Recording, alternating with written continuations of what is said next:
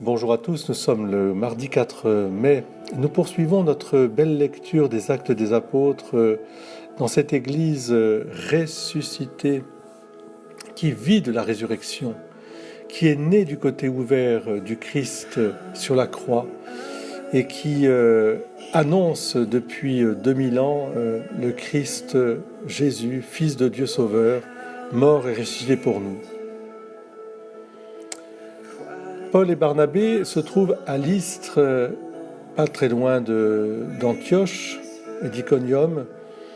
Et là, il y a déjà des tensions énormes entre ceux qui veulent garder la tradition juive jusqu'au bout, et puis, bien sûr, Paul et Barnabé qui veulent, sous l'inspiration de l'Esprit Saint, dégager la religion de l'amour de toute matérialité, pour en faire vraiment cette religion universelle, ouverte à tous les hommes, à toutes les cultures, à tous les continents.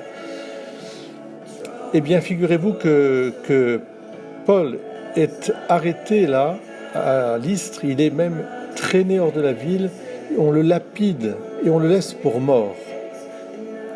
Et quand les disciples viennent autour de ce corps ensanglanté, j'imagine, Paul se relève d'un coup. Il rentre dans la ville.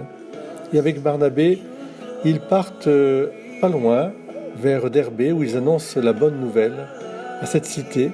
Et beaucoup de disciples se rallient à cette bonne nouvelle du salut. Le Christ est mort pour nos péchés, il est ressuscité, il est vivant, et il vous donne la vie éternelle. Ils affermissaient le courage des disciples, et ils les exhortaient toujours à persévérer dans la foi.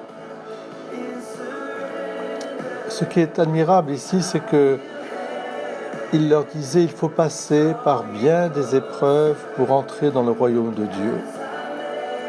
En ce 4 mai, je vous invite à méditer cette phrase dans une grande espérance. Je m'adresse surtout à celles et ceux qui portent des épreuves continuellement, épreuves morales, épreuves psychiques, épreuves de santé, qui ne se découragent pas, qui ne se sentent pas, abandonnés, parce que Dieu n'abandonne aucun de ses enfants, et surtout, qui ne se sentent pas comme condamnés. Voilà, donc le voyage missionnaire de Paul et Barnabé continue, et ça va les emmener dans toute l'Asie mineure, à aller jusqu'au port d'Attalia. Ils sont allés à Pergé, en Pamphylie, en Pisidie, c'est extraordinaire.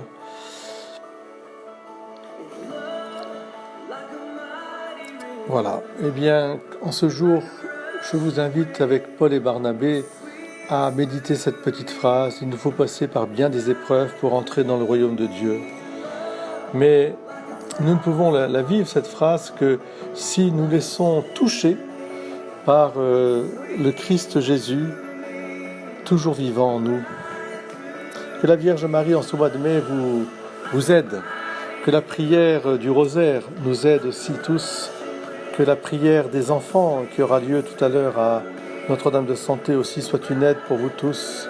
Nous formons tous un très beau rosaire, un très beau chapelet, et nous nous portons les uns les autres. Très belle journée à vous. À demain les amis.